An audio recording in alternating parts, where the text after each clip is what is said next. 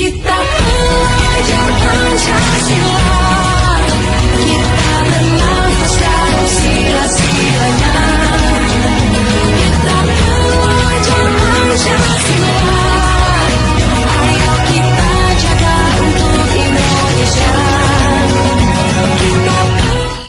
Selamat pagi, salam sejahtera, salam sehat, salam bahagia. Adil Katalino, Bacaromin Kak Saruga, Basengat Kak Jubata. Harus. Saya, Rafael Rapin, Guru Pendidikan Agama Katolik dan Budi Pekerti di SMA Negeri 1 Sayan, Kabupaten Melawi, Provinsi Kalimantan Barat. Sekaligus juga sebagai mahasiswa PPG Pendidikan Agama Katolik dan Budi Pekerti dalam jabatan STPK tahun 2023 pada LPTK STPK Santo Fransiskus Asisi Semarang. Pada hari ini, Rabu 29 November tahun 2023, saya akan melaksanakan UKIN kinerja praktek pembelajaran secara luring di SMA Negeri 1 Sayan, Kabupaten Melawi, Provinsi Kalimantan Barat. Praktik pembelajaran ini dilaksanakan pada kelas 11 semester ganjil dengan materi karya pastoral gereja, gereja yang mewartakan. Kerikma. Selamat menyaksikan video berikut ini. Oke, selamat pagi. Pagi, Pak. Apa kabar? Baik, luar biasa, empower. Oke ya. Terima kasih. Semua sudah sarapan? Sudah. Sudah kenyang? Sudah. Semoga tidak mengantuk ya. Amin. Baik. Sebelum proses pembelajaran kita mulai, mari kita berdoa dulu ya. Siapa yang memimpin doa? Oke, silakan, Ica. Ya. Sebelum kita memulai belajar mengajar kita, mari kita berdoa. Dan Bapa, Putra dan Roh Kudus. Amin. Maka dia tinggal Kudus, Bapa Putra dan Roh Kudus. Berarti kami anak-anakmu itu atas rahmat dan keadilan dan perjuangan mencapai hari ini, sehingga kami anak-anakmu masih boleh berkumpul di bulan ini untuk melaksanakan proses pembelajaran kami. Sekarang kami akan memulai proses pembelajaran kami. Kami mohon supaya kami sepanjang proses pembelajaran ini hanya apa yang kami dengarkan dan kami terima hari ini dapat berguna bagi hidup kami dan masa depan kami. Hanya itu adalah permintaanmu kita dalam Kristus Tuhan kami. Amin. Terima kasih. Baik, sebelum kita lanjut ke tahap berikutnya, saya akan presensi. Saya akan absen ya. Semoga semuanya hadir. Alvin, oke. Lemen, hadir semua ya. Oke, terima kasih. Selanjutnya, minggu dalam pertemuan sebelumnya kita sudah belajar tentang apa? Apa temanya? Ya, memutuskan. Gereja yang Memutuskan. disebut apa? Liturgia. Liturgia. Gereja yang menguduskan disebut juga liturgia. Apa yang menarik dalam pembelajaran itu, atau apa yang kalian pahami sehubungan dengan tugas gereja dalam hal gereja yang menguduskan? Apa? Kalian dapat apa? Dapat mengetahui ajaran-ajaran Yesus tentang berdoa yang baik. Mengetahui ajaran Yesus tentang Berdoa yang baik. berdoa yang baik. Ada lagi?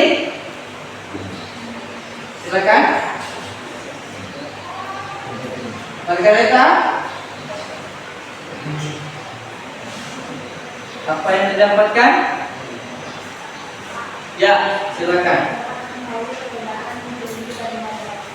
Dapat mengetahui perbedaan liturgi dan kalau ibadat apa? Ibadat itu tidak dipimpin oleh imam. Sedangkan oke, mantap. Ya. Jadi kalau ibadat itu tanpa imam, ya, maka disebut dengan ibadat sabda. Ibadat sabda. Meskipun bisa jadi juga kadang-kala imam ada, tetapi tidak perayaan Ekaristi, hanya ibadat sabda. Bisa juga. Tetapi umumnya yang terjadi itu adalah ibadat sabda tanpa imam. Ya, itu kalau hari Minggu di kampung. Ya. Sedangkan perayaan Ekaristi itu lengkap dengan imam. Oke, ada lagi siapa? Pengertian doa apa? Ya.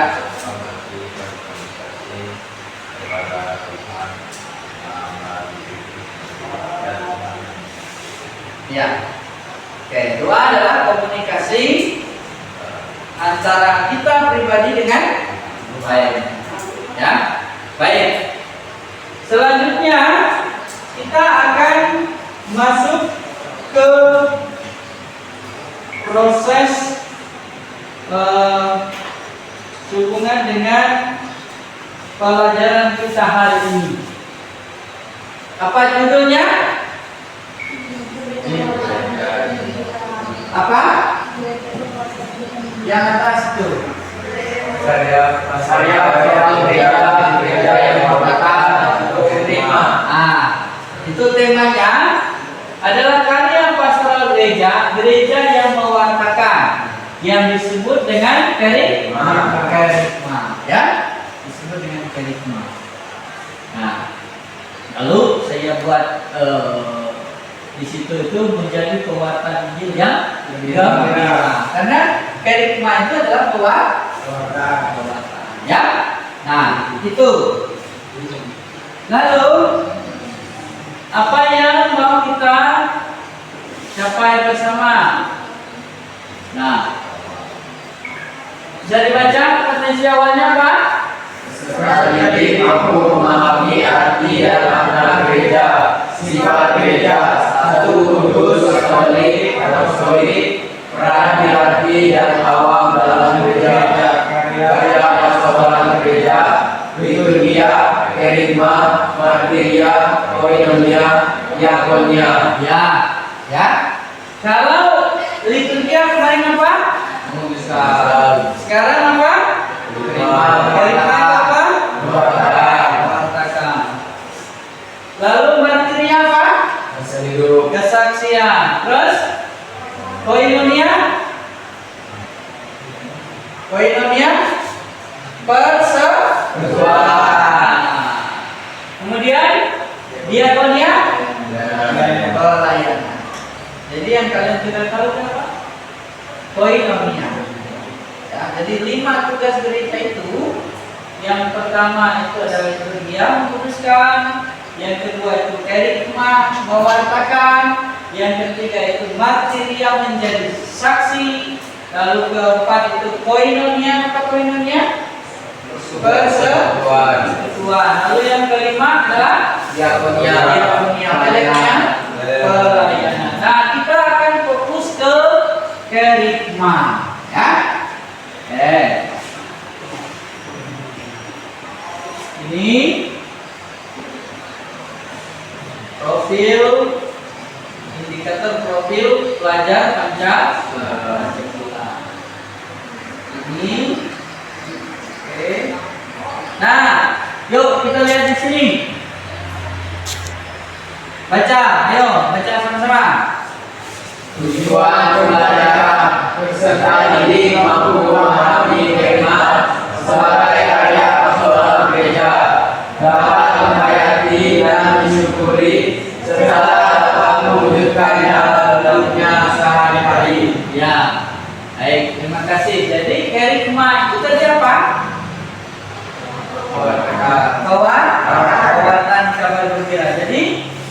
kita diharapkan setelah pembelajaran ini, pembelajaran tentang apa?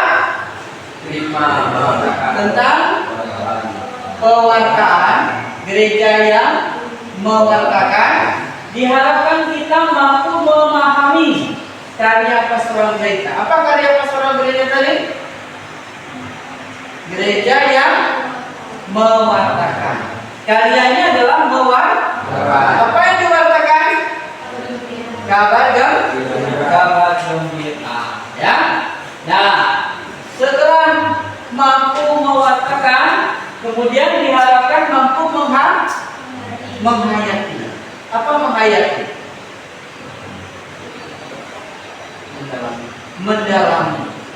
Menghayati itu sesuatu yang kita pelajari itu sungguh-sungguh terinternalisasi dalam diri kita, dalam diri kita, melekat langsung. Ya. Nah, itu. Lalu kemudian mensyukuri. Tahu bersyukur kan? Nah, kemudian mewujudkannya dalam kehidupan sehari-hari. Bersyukur. Ya. Lalu melaksanakannya. Jadi, ya tentu kita yang orang yang telah dibaptis itu punya panggilan yang sama untuk mewartakan kabar gembira. Berikut kriteria ketercapaian tujuan pembelajaran. Pertama apa? Setelah ini dapat menjelaskan makna tugas gereja, yaitu mewartakan kabar gembira atau terima. Ya. Berikut Peserta didik mengetahui struktur tugas kewartaan itu dalam hidup sehari-hari. ya. Terus Peserta didik memahami tugas keputusannya mewartakan kabar gembira melalui karya dan tindakan sehari-hari. terus Peserta didik dapat bersyukur atas hikmat sebagai karya pastoral gereja. Jadi pertama, kalian diharapkan mampu menjelaskan makna tugas gereja yang mewartakan.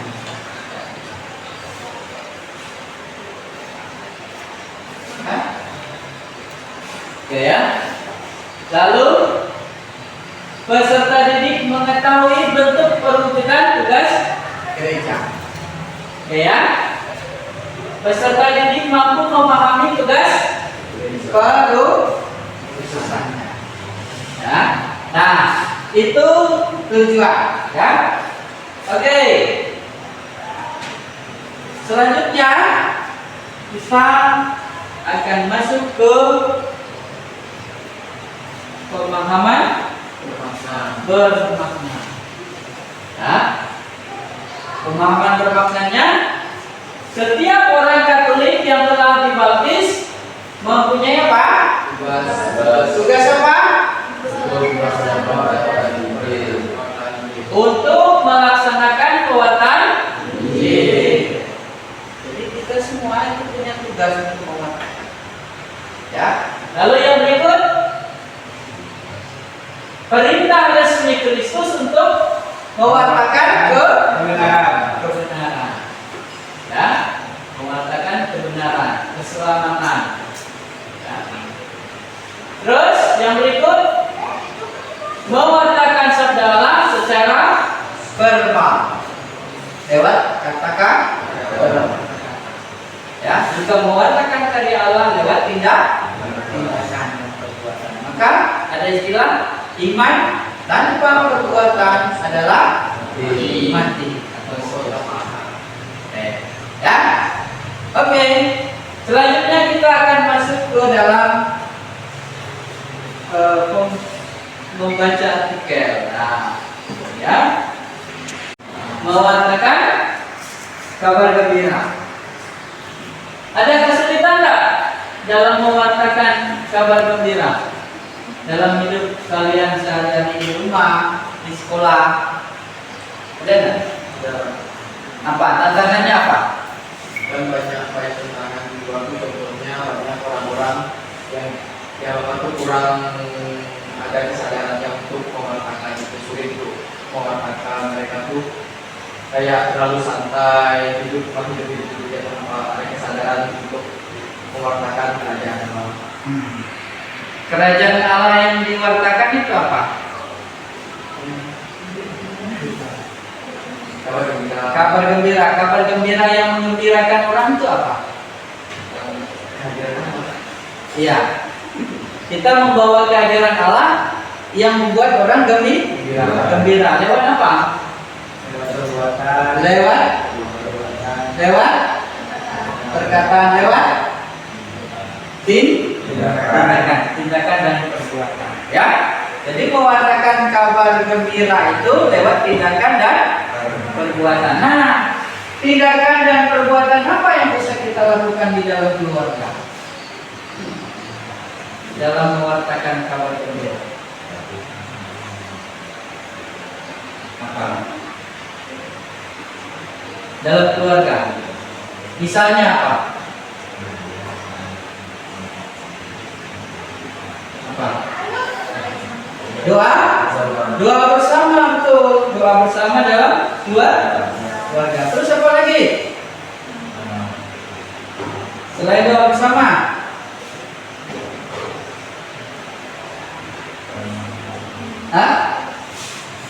apa? Menasehati adik termasuk tidak? Termasuk tidak? Menasehati adik, mengajari adik membuat tanda salib, masuk nggak? Masuk. Itu tugas sekolah. Oke ya. Nah, jadi kalau dalam kehidupan gereja kesulitannya apa? Apa kesulitannya? Ada nggak tantangannya? Mau pergi ke gereja ada nggak tantangannya? Apa tantangannya? Apalagi kalau hujan kan? Hari Minggu waktunya istirahat, betul-betul istirahat, akhirnya tidak ke gereja. Ya, itu apa artinya? Tantangan dalam kewatan. Ya kan? Benar nggak? Iya apa ya? Ya. Ya. Oke. Nah, seringkali kita mengalami hal yang seperti itu dalam kehidupan kita sehari-hari. Ada rasa malas, ada rasa bosan. Pastor itu lagi korbannya kan? Panjang, bosan, kan? Ada rasa ya? Pernah nggak rasa gitu? Nah itu. Tapi diharapkan kita tidak melihat itu sebagai sebuah beban, tetapi itu bukti keterlibatan kita dalam kehidupan menggerak.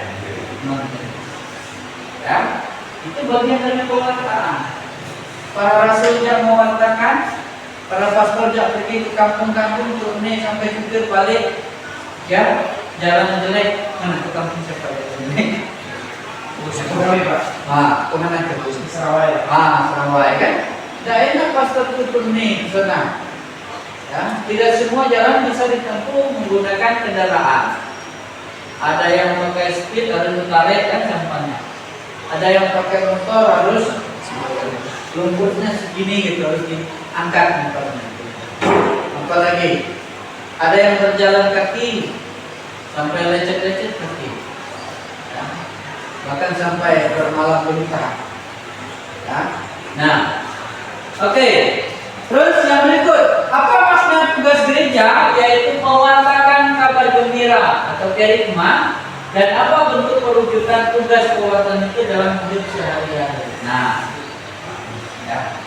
Bentuk tugas perutusan dalam kehidupan sehari-hari tadi ya, mengajari adik, berdoa, kemudian sebelum beraktivitas selalu berdoa, doa keluarga misalnya, bagian dari bisa kelihatan?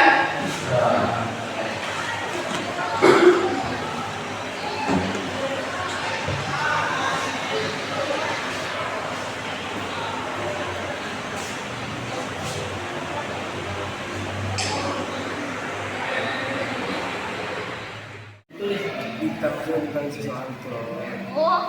Ada apa? Apa? Ya.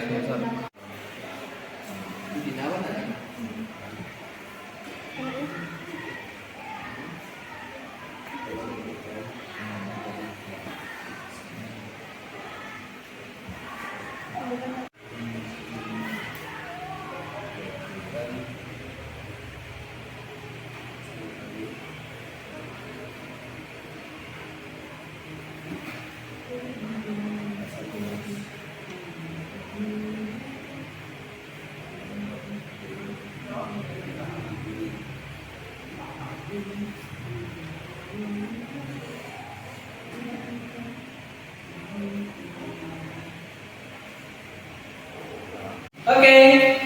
tugas kelompoknya sudah selesai?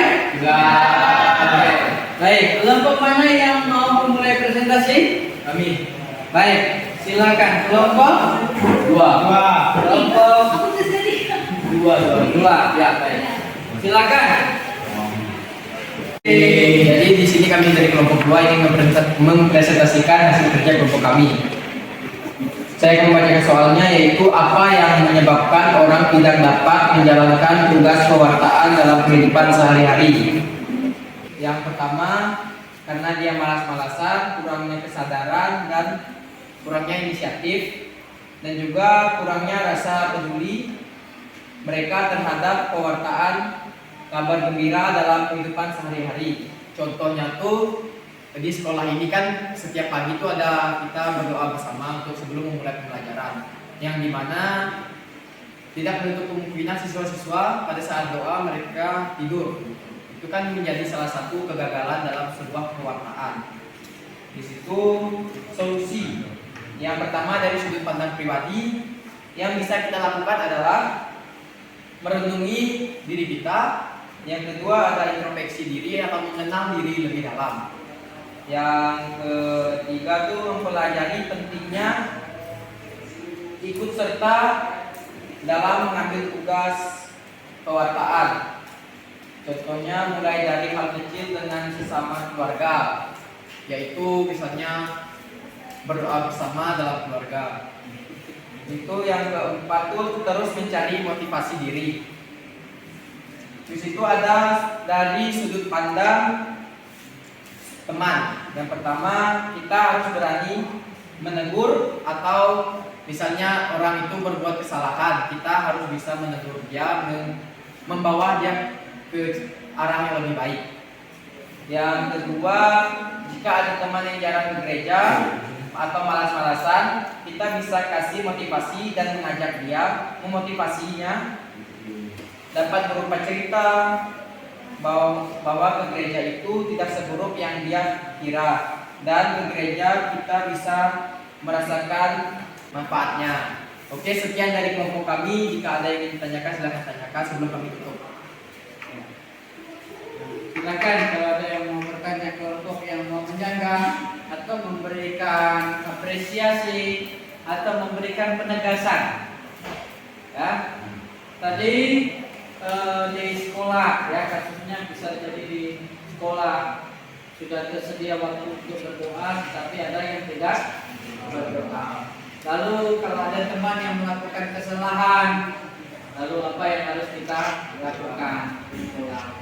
Lalu yang terakhir tadi itu sehubungan dengan kegiatan menggereja. Kalau teman yang malas-malasan pergi ke gereja, lalu bagaimana cara mengingatkan? Ya, baik. Kalau ada pertanyaan silakan. Kalau tidak ada, cukup. Ya, cukup ya, cukup. Oke, terima kasih tepuk tangan. Terima kasih. Baik, selamat pagi teman-teman. Selamat pagi. Pada kesempatan kali ini kami akan presentasikan mengenai apa yang menyebabkan orang tidak dapat menjalankan tugas pewartaan dalam kehidupan sehari-hari. Ada juga alasan eksternal. Alasan internal itu rasa malas dalam diri. Ya, alasan eksternal itu karena juga pengaruh orang lain. Ya, dan pengaruh pekerjaan. Nah, maka ada beberapa solusi yang tadi ditawarkan oleh kelompok kepada kita semua sehubungan dengan mengatasi masalah-masalah tersebut.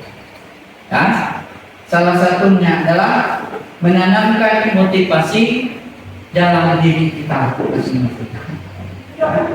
Maka harus punya energi positif dalam diri kita masing-masing. Ya, energi positif seperti apa? Kita mesti memiliki kata-kata penyemangat. Ya, misalnya ora et la, pernah dengar istilah itu? Ora et labora. berdoa dan bekerja. Apa? Itu kata-kata. Orang etlah bukan. Terus apa? Ada istilah rajin, pangkal, pandai. Terbalik. Hemat pangkal kaya. Hemat, pangkal. Orang kaya malah makan miskin. Pertama, lewat kata-kata yang disebut dengan verbal, ya, memberi motivasi, memberi semangat, ya, itu kata-kata ucapan, ya. Nah, lalu juga memberitakan kabar gembira juga dengan tindakan, perbuatan nyata. Tidak hanya semata-mata yuk ke gereja, tidak bisa. Tetapi harus dilakukan dengan tindakan, betul-betul terlibat dalam kegiatan dan kehidupan gereja. Jadi tugas pewartaan kabar gembira tentang kebaikan, tentang keselamatan itu menjadi tanggung jawab kita semua ketika kita sudah menerima rahmat baptisan. Ya, rahmat baptisan. Oke, baik. Selanjutnya saya akan memberikan asesmen atau memberikan tugas kepada kalian untuk dikerjakan sebagai tugas akhir dari proses pembelajaran kita hari ini. Mohon dijawab dan dicatat atau dijawab pada lembar yang sudah saya sediakan. Saya akan bagikan lembaran ini.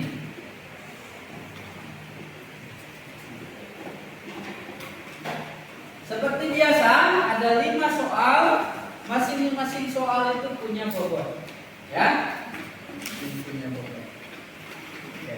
Silakan dikerjakan. Kalau tidak cukup di depannya, di belakangnya, ya. Boleh buka buku catatan, boleh buka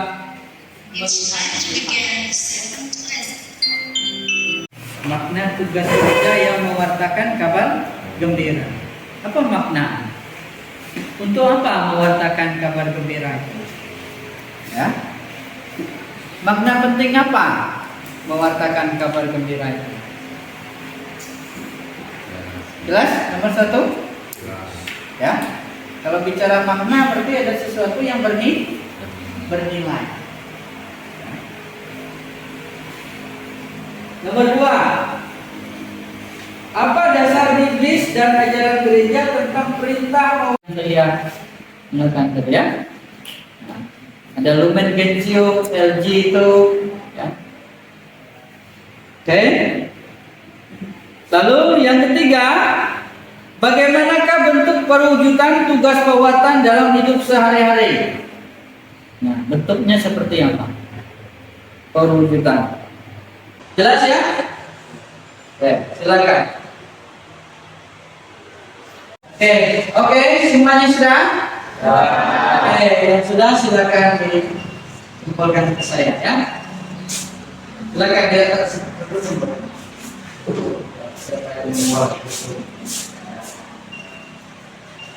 Oke, terima kasih. Terima kasih.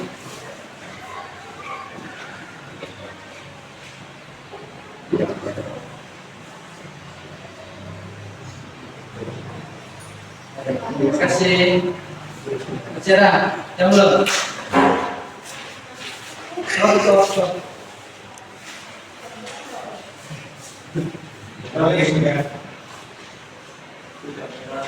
Oke. Baik, terima kasih. Ya. Di pembelajaran hari ini yang dapat saya simpulkan bahwa pewartaan itu dapat kita lakukan dengan verbal, perkataan ataupun perbuatan dan tindakan. Nah, yang saya katakan di sini lebih ke konkretnya kehidupan sehari-hari. Dari artikel tadi memang benar sering kita melakukan perbuatan pewartaan tersebut tapi tidak kita sadari.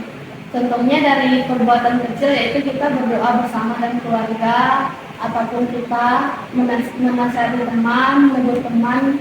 Jika tadi seperti contohnya di kelas berdoa malah tidur.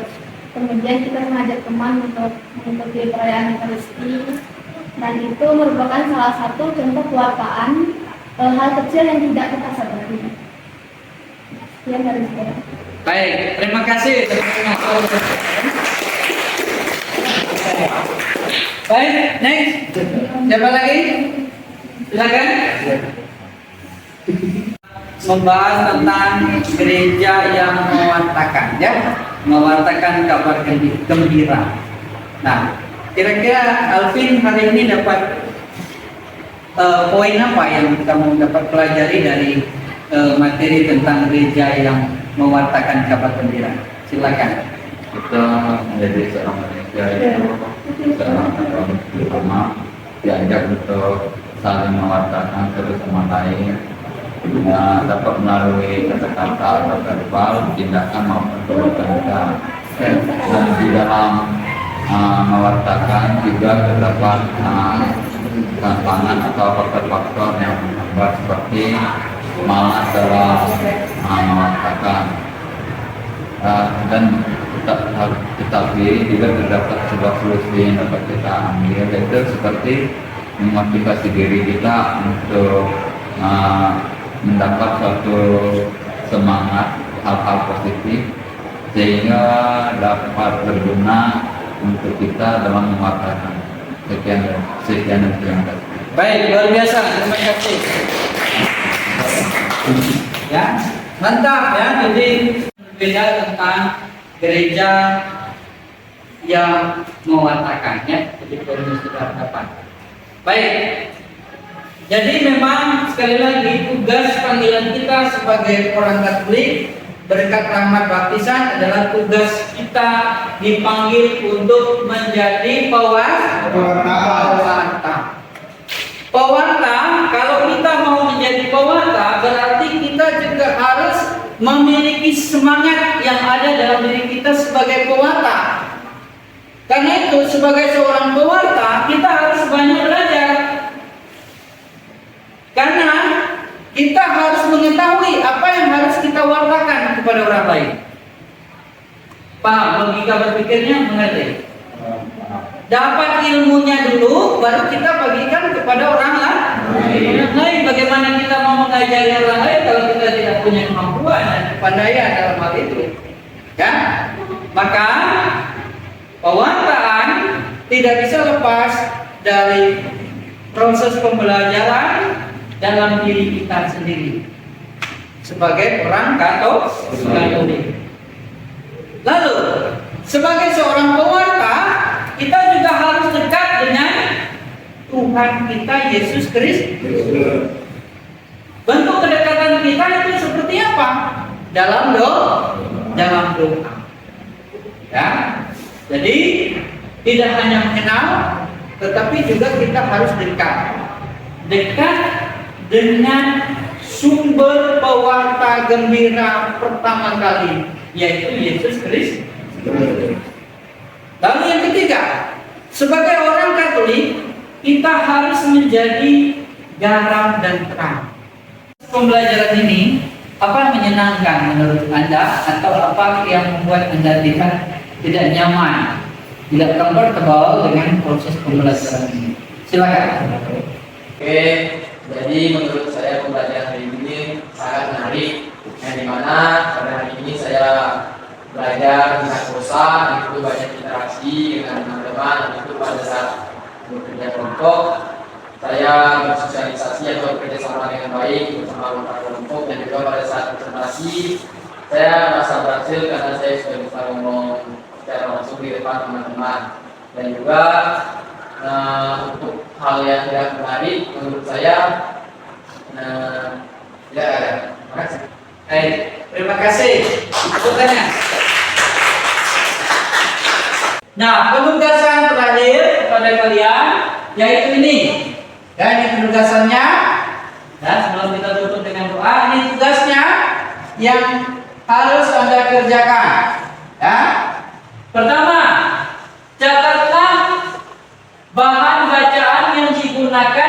saat Anda misa hari Minggu tanggal 15 November 2023. Catat. Ya. Pertama, bacaan pertama dari Perjanjian Lama itu dari kitab apa? Bacaan kedua dari mana? Perjanjian Baru, biasanya kisah para rasul. Lalu bacaan di Injil. Ya, dicatat. Ya, diingat, dicatat.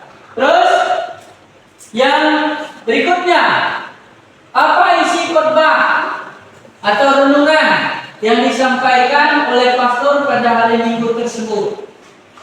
Isi khotbahnya apa? Ya, paling tidak kalian menangkap. Sama seperti tadi ketika kalian bisa merefleksikan pada saat kita belajar hari ini, kalian dapat apa? Nah, kalau kalian bisa ke gereja dengar khotbah pastor, kalian dengar apa? Mencatat apa? Tentang apa? 1, 2, 3 kata sudah cukup. Tidak perlu banyak-banyak. Ya, tapi kata 1, 2, 3 kata itu sungguh-sungguh bisa memberikan semangat dalam diri kita. Ya. Lalu yang berikut, apa yang membuat Anda terkesan dengan renungan atau khotbah tersebut? Sana apa? Khotbah ini menarik. Itu apanya yang menarik? Yang membuat kalian tertarik itu apa? Di bagian apa? Ya? Oke? Bisa dipahami tugasnya? Oke, baik. Terima kasih banyak. Jadi silakan dikerjakan tugas itu. Minggu depan saya tagih, ya, hasil dari renungannya, apa yang kalian dapatkan, ya. Baik, selanjutnya kita akan mengakhiri proses pembelajaran hari ini, ya. Terima kasih atas perhatiannya. Mohon maaf apabila dalam proses pembelajaran ada hal-hal yang tidak berkenan kepada kalian, dan terima kasih atas kerjasamanya, potensinya yang luar biasa sehingga kita tidak terasa waktu ini bisa berjalan dengan baik, ya. Siapa yang memimpin doa penutup? Silakan. Ya, silakan. Ya, jadi dapat Pak, yang lain.